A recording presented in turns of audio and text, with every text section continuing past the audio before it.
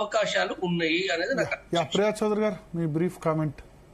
ఈ మావోయిస్ట్ మంచి పరిణామం అంటాను సార్ నేనైతే మాత్రం. ఇప్పుడు మీరు అన్నట్టు 1 year బ్యాక్ ఆ లెటర్ రాశారు అంటే కాలక్రమేణా లొంగిపోవాలనుకున్నటువంటి వాళ్ళు, నిర్ణయం తీసుకున్న వాళ్ళు స్వచ్ఛందంగా లొంగిపోయారు. అందుకే 100ల సంఖ్యలో జరిగినాయి.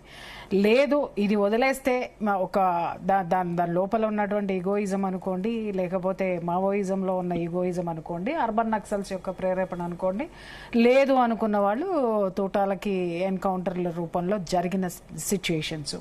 ఇన్ని జరిగిన తర్వాత ఇప్పుడు జంపన్న గారు చెప్పినట్టు బలగం చాలా తగ్గిపోయింది. ఆత్మన్యూనతా భావంలోకి వాళ్ళు నెట్టివేయబడ్డారు ఫస్ట్.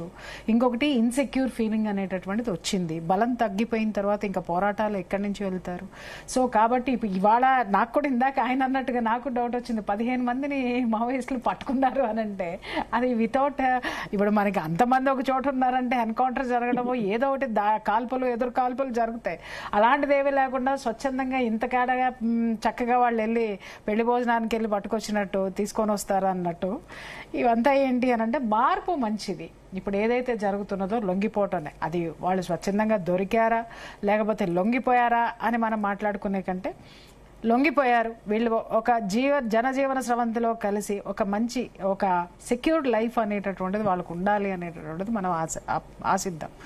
అలాగే ఇన్ఫ్లుయెన్స్ చేసేటటువంటి వాళ్ళు, మాట్లాడేటటువంటి వాళ్ళు, ఆయన అన్నారు చాలా అవమానాలు పడ్డారు వాళ్ళు బయటకు వచ్చిన తర్వాత, వీళ్ళు ఇన్ఫార్మర్లను ఇంకొకటనో పడ్డారు అని చెప్పేసి. ఒకటి సార్, జనజీవన స్రవంతిలోకి వచ్చిన తర్వాత వచ్చేటటువంటి స్వేచ్ఛ ఈ అవమానాల కంటే గొప్పది. ఒక గౌరవప్రదమైనటువంటి జీవితాన్ని వాళ్ళకి ఇస్తుంది. సో అక్కడ ఉద్యమంలో ఉన్నప్పుడు ఎప్పుడు తింటారో, అసలు తిండి దొరుకుతుందో లేదో, ఎప్పుడు బ్రతుకుంటారో, ఎప్పుడు ఇది చేస్తారో, ఎప్పుడు చూసినా కూడా ఒక ఇన్సెక్యూర్ ఫీలింగ్లో వాళ్ళు బ్రతికి ఉన్నారు. హాయిగా స్వేచ్ఛావాయువులు పీల్చుకొని ఇక్కడ వాళ్ళు ఈరోజు ఎన్నో వాళ్ళకి ఇవి నజరానాలు గవర్నమెంట్ ఇవ్వడం అనేటటువంటిది జరిగింది. హ్యాపీయెస్ట్ లైఫ్, ఒక గౌరవప్రదమైనటువంటి జీవితం అనేటటువంటిది వాళ్ళకు ఉంటుంది. కేవలం దాన్ని గుర్తుపెట్టుకుని లొంగిపోవడానికి వచ్చే వాళ్ళు కూడా ఇంకా వస్తే మోస్ట్ వెల్కమ్. ఇది శుభ పరిణామం. థ్యాంక్ యూ జంపన్న గారు, ప్రియా చౌదరి గారు. సో మావోయిస్టులు, మిగిలిన మావోయిస్టులు కూడా జనజీవన స్రవంతిలో కలవాలి. ఇప్పుడు ఏదైతే సిర్పూర్ యు మండలంలో ఒక 15-16 మంది మావోయిస్టులు పోలీసులకు పట్టుబడ్డారని చెప్తున్నారు.